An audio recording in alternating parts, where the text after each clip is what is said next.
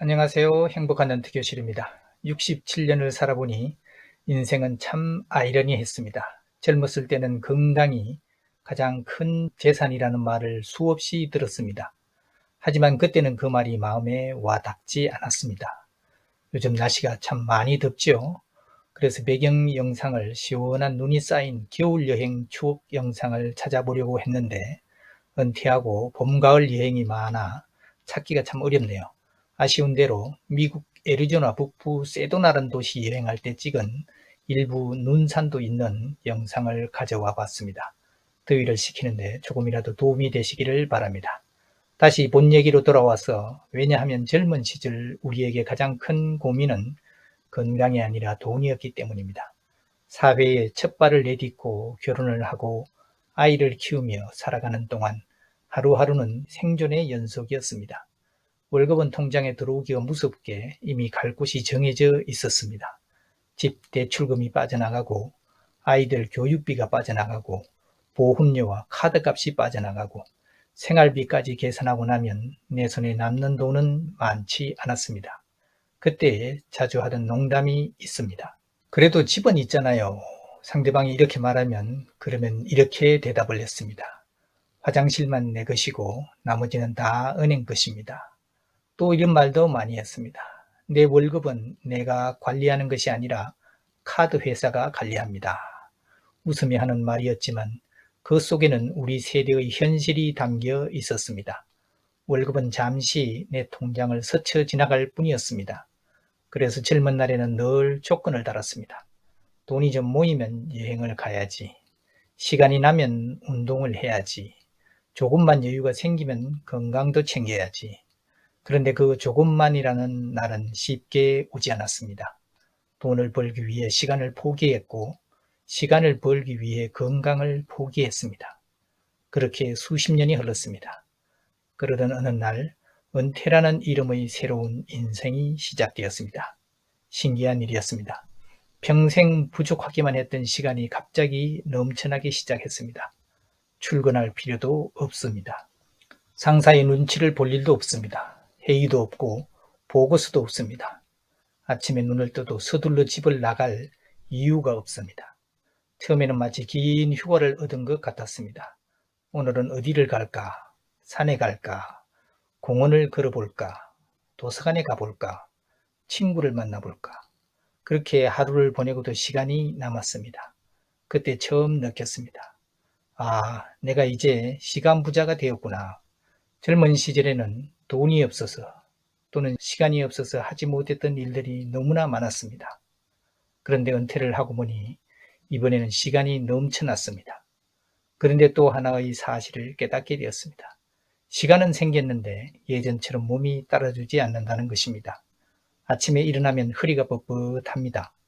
계단을 오르면 숨이 찹니다. 밤에는 예전처럼 깊은 잠을 자지 못합니다. 건강검진을 받으면 하나둘씩 경고 표시가 늘어갑니다. 혈압을 조심하십시오. 혈당을 관리하십시오.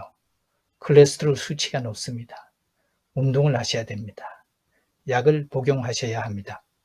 젊었을 때는 병원에 갈 일이 거의 없었습니다.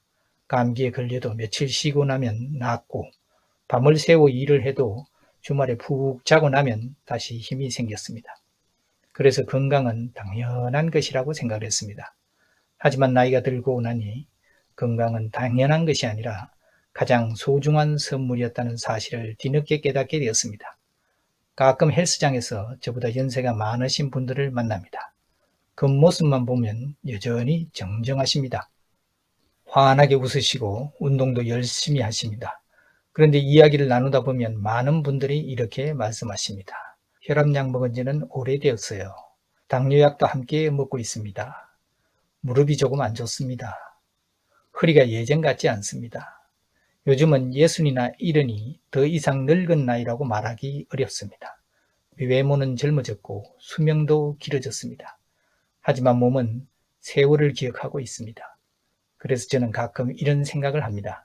노년의 가장 큰 재산은 통장 잔고가 아니라 건강이 아닐까.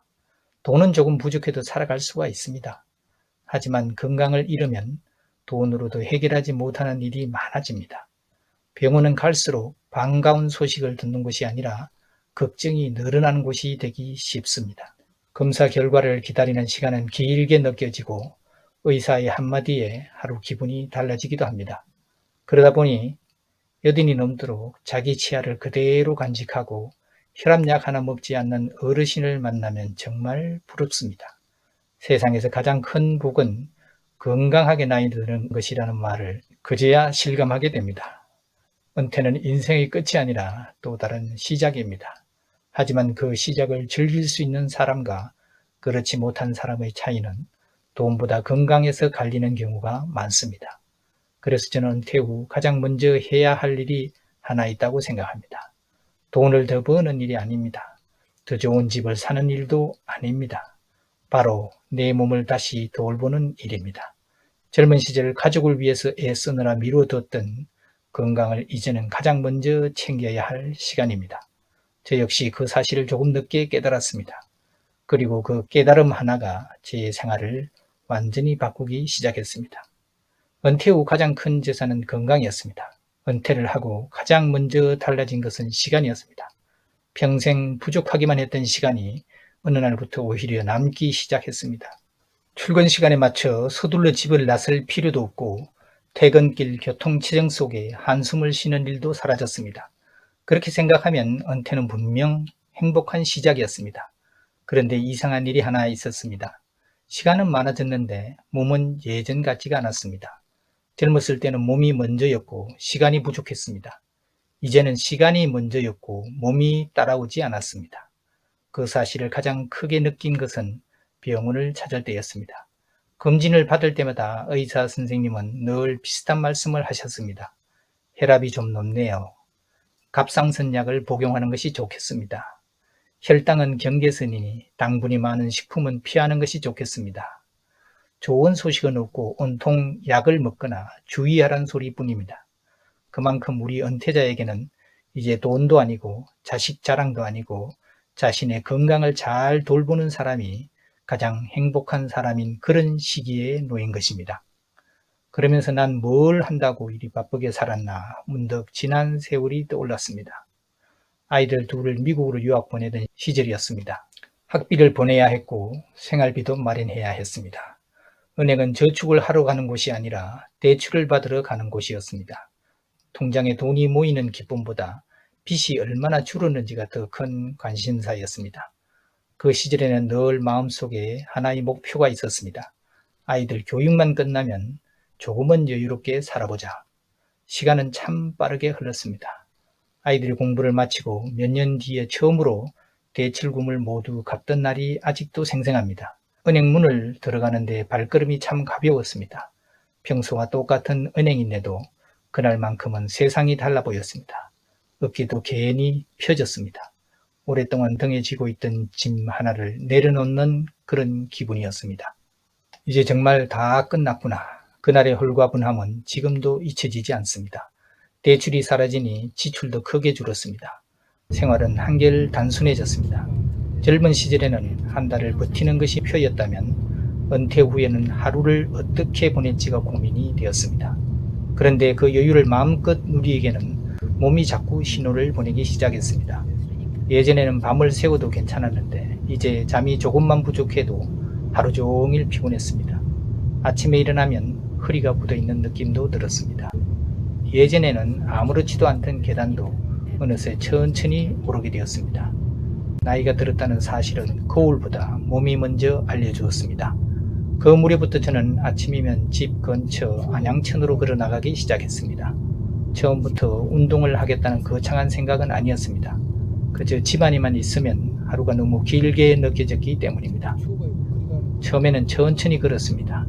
밤새 굳어있던 몸이 조금씩 풀리는 느낌이 들었습니다.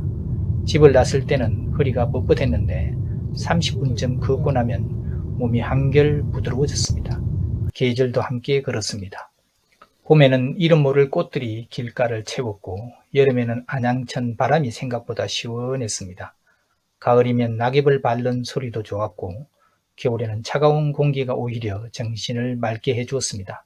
걷다 보니 몸만 움직인 것은 아니었습니다. 마음도 함께 움직이고 있었습니다. 집안에서 혼자 이런저런 걱정을 하던 일들이 밖으로 나오면 조금씩 작아졌습니다. 햇살을 받으며 걷는 시간은 생각을 정리하는 시간이 되었습니다. 어쩌면 사람에게 필요한 것은 거창한 운동이 아니라 하루에 한 번 바깥 공기를 마시는 일이었는지도 모르겠습니다. 저는 그렇게 조금씩 밖으로 나가기 시작했습니다. 그 작은 걸음이 훗날 제 생활을 크게 바꾸게 될 줄은 그때는 미처 알지 못했습니다. 걷는 것이 익숙해질 무렵 제 마음속에는 또 다른 호기심이 생겼습니다. 사실 제가 혈압도 있고 당뇨도 경계선이고 갑상선 약을 복용 중입니다. 거기에다 밤에 수면장애에 시달리며 새벽 2, 3시에 깨어 다시 잠들기가 어려운 수면 부족으로 낮에 멍한 시간이 많아졌습니다. 남들이 보면 여전히 건강해 보이고 아무런 약도 먹지 않을 것 같아 보인다고 하는데 종합병원입니다. 그래서 2년 전부터 제가 근처 운동장에서 걷고 달리는 운동을 시작으로 지금은 실내에서 러닝머신에서 월, 수, 금 주 3회 약 50분간 6km를 달립니다. 그래서 과격한 운동은 아니지만 온몸을 땀으로 흠뻑 적시는 그런 전신 운동으로는 아주 좋습니다. 그리고 턱걸이를 매일 10개씩 20세트, 200개 정도 합니다. 대단한 것은 아니고요. 그냥 매달려서 깔쭉깔쭉하는 운동인데 그래도 정말 몸의 변화에 많은 도움이 됩니다. 이런 운동으로 혈압이나 당뇨를 고치지는 못해도 더 이상 악화가 안 되도록 막고 지연시키는 데는 많은 도움이 되는 듯합니다. 그 구체적 얘기는 다음 영상에서 제가 즐겨하는 달리기와 턱걸이를 하며 얻게 된 몸의 변화와 즐거움에 대한 이야기를 구체적으로 나누어 보도록 하겠습니다. 오늘은 여기까지 하겠습니다. 감사합니다.